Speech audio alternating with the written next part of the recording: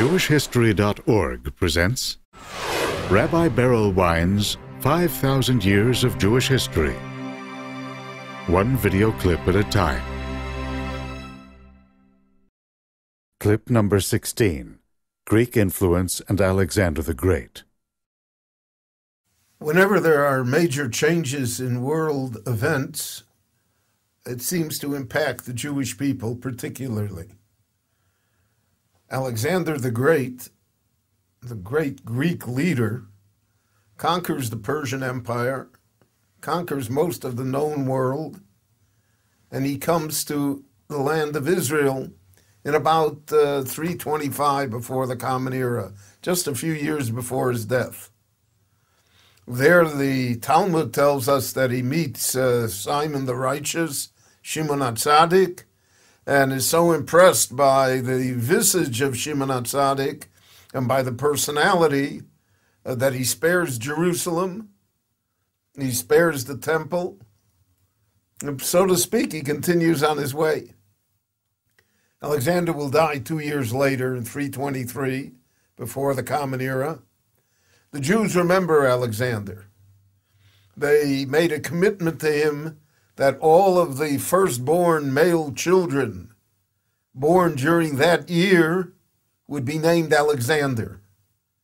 And that's how Alexander, a pure Greek name, enters the Jewish world.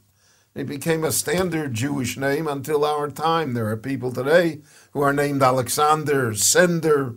All of those names are derived from this event of Alexander's coming to the land of Israel.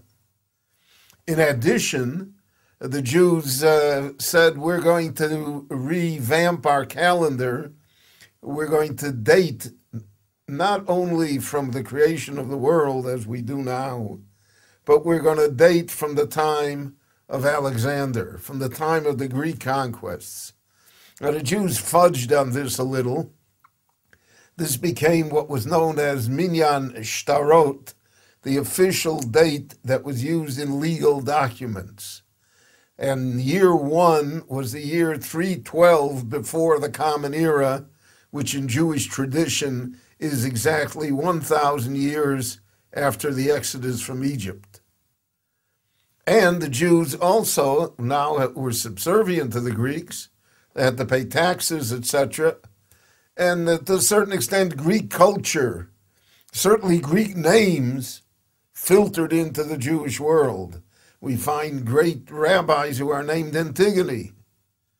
And Greek became almost an accepted language. In the Mishnah, we find very many Greek words, vocabulary. For instance, the word afikoman, which in Greek means dessert, enters Jewish life and is part of the Seder services on Passover night throughout the Jewish world for the past 1,800, 2,500 years.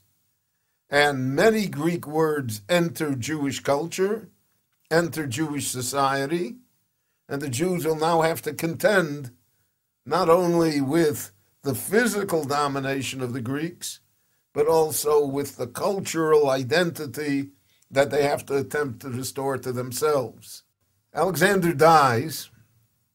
He leaves no successor, so there is a contest for succession. In the southern kingdom, which included Egypt and North Africa, Ptolemy, one of his great generals, becomes the emperor.